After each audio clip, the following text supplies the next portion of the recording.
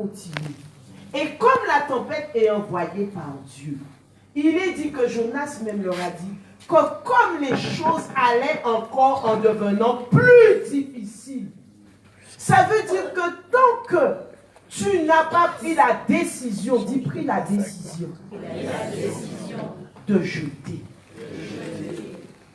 Dieu fait que les choses empirent. On va jeter. Alléluia. Dis à quelqu'un, je vais jeter, je ne sais pas pour toi. Hein. C'est pourquoi je vous dis, il y a, quand tu veux avancer avec Dieu, il y a des décisions difficiles à prendre. Il y a des décisions difficiles à prendre. Et ces hommes sont là, et Jonas même leur dit, il faut me prendre, prenez-moi, et jetez-moi dans la mer. Hier soir, nous avons vu ôter. Ce soir, nous allons voir jeter. Mais regardez, ces hommes-là, c'était trop fort pour eux. Ils n'ont pas fait ça du premier coup. Ils ont continué. Verset 12, il est dit, ces hommes ramaient pour gagner la terre. Ils se sont dit, on ne va pas jeter Jonas, on va quand même continuer à ramer, et essayer d'atteindre la terre. Dis, c'est mal connaître Dieu. C'est mal connaître Dieu. Tu crois que tes propres moyens vont pouvoir arrêter une tempête qui est envoyée par l'Éternel? Tu vas t'épuiser. Tu vas ramer jusqu'à ce que tu n'aies plus de force pour ramer. Et il y a des gens comme ça, ils te disent, on est dans la galère. Mais tu sais c'était quoi la galère? La galère c'était un bateau où nous mettons ces moulins là. Tu vois le bon bateau, mais au fond, tu as des gens qui sont en train de ramer. Quand tu es dans la galère, c'est que tu rames par tes propres forces. On dit, waouh, pas ti galère. Toi, il n'y a rien dit ça. Ti galère. Alléluia. Mais dis, je suis en train de sortir de la galère. Tu dis, mais je rame. Je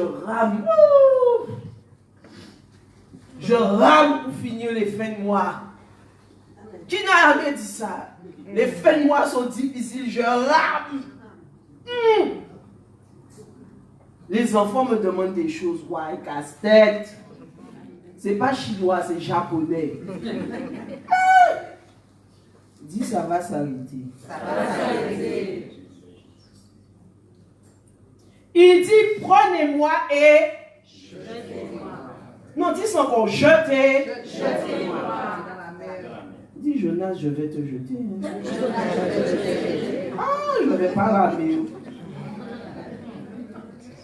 Ah, je ne vais pas ramer. Tu veux qu'on fasse une dernière tentative. Je ne sais pas, peut-être qu'il y a des costauds ici. Moi, je ne vais pas ramer, je vais jeter. Alors, bien-aimés, regardez au verset 14. Alors, ils invoquèrent ce qu'on appelait païens. Alléluia. Quand tu regardes au début de l'histoire, on te dit qu'ils ont invoqué leur petit Dieu. Dieu du soleil, Dieu de la mer, toutes sortes de dieux, Bouddha. Mais quand ils ont vu la situation, ils ont dit non, tous nos dieux là, on va les mettre de côté. Maintenant, on va commencer à invoquer l'Éternel. Et c'est pourquoi je vous dis, nous en tant qu'enfants de Dieu, arrêtons de mépriser, de critiquer ce qu'on appelle les païens. À n'importe quel moment, ils peuvent se convertir.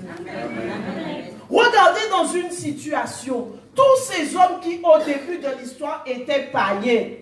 Au verset 1, ils étaient païens.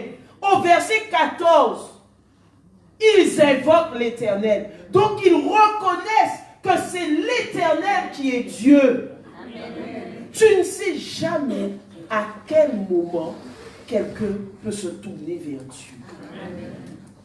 Ne méprisons personne. Dis, ne méprisons personne.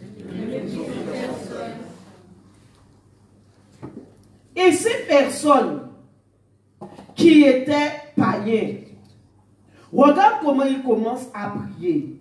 Ô Éternel, ne nous fais pas mourir, périr, à cause de la vie de cet homme. Et ne nous charge pas du sang innocent. Car toi, Éternel, dis bon Dieu qu'a fait ça, Evie. Tu ne peux pas forcer Dieu à faire ce que toi tu veux. Dieu fera toujours ce qu'il veut.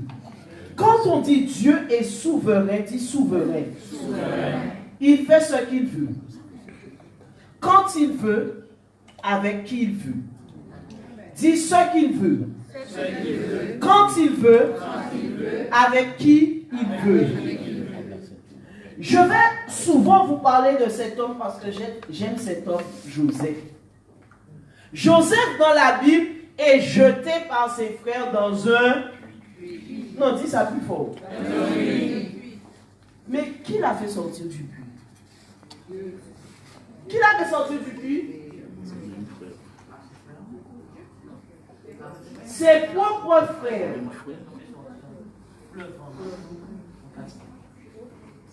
Ses propres frères qu'il avait jetés. C'est les mêmes qui sont venus là. Ceux qui sont, tu considères comme tes ennemis aujourd'hui. C'est pourquoi Dieu nous dit bénissez. Il te dit même tes ennemis, bénis-les. Parce que sans s'aimer, c'est sans récolter. Et lorsque tu envoies la bénédiction sur tes ennemis, la bénédiction va te revenir. Amen. Quand tu n'as pas compris ça, quand quelqu'un est en guerre contre toi, tu es énervé. Dis-moi, ça me fait rien. Moi, ça ne me fait plus rien. Tu peux insulter ma maman depuis mon arrière-grand-mère, en passant par mon aïeul. Tu peux y aller, tu peux commencer. Ça ne me fait strictement rien, je te bénis. Parce que à la grandeur que tu m'as insulté, à la grandeur que Dieu va me bénir. Je te dis même, insulte encore. C'est pas comme ça, j'aurai plus de bénédictions. Quand tu sais qui est ton Dieu et que tu connais les principes de Dieu, il y a plein de choses qui ne perturbent plus ta vie. C'est pourquoi tu dois connaître ce Dieu-là. Tu dois connaître à apprendre qui est réellement Dieu. Quand on te dit Dieu souverain, tu dois savoir c'est quoi la souveraineté de Dieu. Il y a des fois quand on prie, on dit oui, mais Dieu dit qu'il faut demander avec exactitude. Mais des fois dans nos prières, on donne des ordres à Dieu. Ah Seigneur, si tu pouvais faire ça, ça, ça. Seigneur, je veux ma vie. Mais il faut qu'il soit comme ça. Il faut qu'il soit comme ça. J'aurais voulu me marier avant tel âge. L'âge monte sur moi. Dieu ne sait pas l'âge monte sur toi. Donc dis à quelqu'un que Dieu ne sait pas que l'âge monte sur toi. Non, mais je vous dis ça parce que moi-même j'ai fait ça. Quand j'ai eu 40 ans, j'ai dit, mais Seigneur, tu m'as promis un enfant. Mais non, après 40 ans, ah non. Le jour où j'ai dit ça à Dieu, je reçois un article sur Internet. Toutes les femmes qui ont eu des enfants après 40 ans, j'ai dit, waouh, Seigneur, tu me parles, ça va être après 40 ans. Quand 41 ans est arrivé, j'ai dit, Seigneur, non, là maintenant 41 ans, non, pas 41 ans, ah non. Je ne vais pas vous dire parce que sinon vous connaîtrez mon âge. Alléluia. Amen. Tu ne peux pas donner d'ordre à Dieu. Moi, je voulais donner un ordre à Dieu. Il faut que j'ai l'enfant avant 40 ans, Seigneur. Dieu m'a dit, attends, comprends pas moi l'autre. C'est moi qui ai décidé quand on dit Timouna. Et au moment où on ne s'y attendait plus, après on me dit, ah, ne me parle pas d'enfant.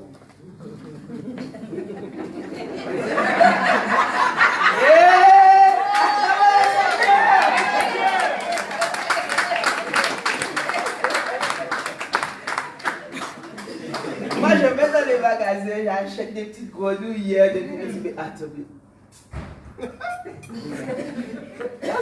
Ça l'a toujours dit, mais oh, Dieu a dit, il nous donne, il va nous donner. Même si l'âge monte, et son âge côté, il n'y a pas de problème.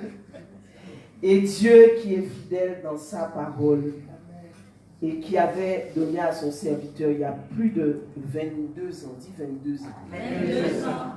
Attendre 22 ans l'accomplissement d'une promesse de Dieu. 22 ans qu'Apote avait reçu une prophétie sur un fils. Il a attendu 22 ans. Dit la patience. La patience. Si la promesse tarde, attends-la, elle s'accomplira certainement. Alléluia. La patience. Car toi, Éternel, tu fais ce que tu veux. Ces hommes étaient en train de reconnaître la souveraineté de Dieu. Ce qu'on appelait païens. Mais regardez. Puis, ils prirent qui? Jonas. Et ils leur jetèrent dans la mer. Et la fureur de la mer s'apaisa. Ces hommes furent saisis d'une grande crainte de l'Éternel. Jonas qui était venu, oh tu sais moi je crains Dieu. Dis parole en bouche. Mais la vraie crainte de l'Éternel, c'est ces hommes-là qui l'avaient. Des fois, ceux qui te disent des choses super spirituelles, il faut des fois aller vérifier. Amen. C'est vrai. Ces hommes-là, ils furent saisis d'une grande crainte de l'Éternel. Et, allons lire la suite. Pourquoi pasteur, viens. Viens lire la suite pour moi. Je ne veux pas que ce soit moi qui dise la suite. Je vais te laisser dire la suite. Jonas, chapitre 1, nous sommes au verset 16. Ces hommes furent saisis d'une grande crainte de l'Éternel, et ils offrirent un sacrifice à l'Éternel et firent des vœux. Et ils offrirent un sacrifice à l'Éternel. Oh, c'est là que ça devient difficile. Difficile. Là où les enfants de Dieu n'arrivent pas à faire un sacrifice à l'Éternel. Quelqu'un qui vient de connaître Dieu dans une tempête. Hein? Alléluia. Dis Alléluia. Alléluia. Là maintenant, on va passer une phase difficile. Quand on parle de sacrifice, Alléluia. Amen. Dis sacrifice égale douleur. Sacrifice égale douleur. C'est quelque chose que tu ne veux pas faire. Quand Dieu te parle de sacrifice, c'est pas, tu sais, j'avais envie de faire ça, donc je vais. Non. Dis, c'est quelque chose que je ne veux pas faire. C'est quelque chose que je n'avais pas prévu de faire. Mais Dieu vient, il te dit, maintenant, fais ce sacrifice. Nous sommes des sacrificateurs. Lorsque tu es enfant de Dieu, tu es serviteur de Dieu, mais tu n'as pas la notion de sacrifice, Dieu ne peut pas encore t'utiliser. Tu aimes ton confort. Moi, j'aime mon confort. Toi aussi? Demande à la personne qui est avec toi, tu aimes ton confort? Tu aimes ton confort? Tu aimes ton confort? Mais là, on va passer à la notion de sacrifice. Nous, surtout les mamans, on dit, ah, je me sacrifie pour mes enfants. Ça veut dire que tu avais l'intention de faire quelque chose, mais comme ton enfant t'a appelé, ah, tu sais, maman, ce mois-ci, c'est dur. Hein? Tu dis, oh, on va sacrifier nos bâtiments. Mais quand c'est pour Dieu, on va dire, oh, bébé. Non, si ce n'est pas la vérité, dis au Seigneur que ce n'est pas la vérité. On ne sera pas fâché. Je te dis, je bénis mes ennemis. Il n'y a pas de problème. Moi, je vois toujours la bénédiction. Toi, tu seras fâché avec moi, mais moi, je vais te bénir. Donc, il n'y a pas de problème. Quand c'est pour Dieu, la notion de sacrifice disparaît. Ah, mais tu sais, aujourd'hui, je ne pourrais pas parce que... Mais si c'est ton enfant qui te demande quelque chose,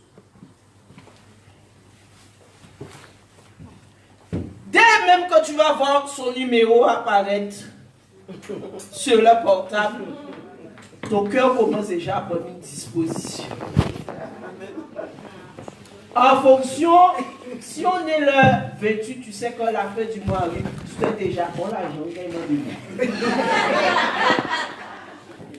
Si tu sais que l'EDF arrive tous les 3 mois, tu vas payer en décembre, tu sais que mars arrive, tu sais que la facture va tomber sur toi. Mais c'est à ces moments-là que Dieu vient maintenant. Ou au moment où tu dis, quand il mange, quand il prépare un bon petit coup bouillon, là Dieu te dit, bon, eh bien, demain tu vas être en jeûne.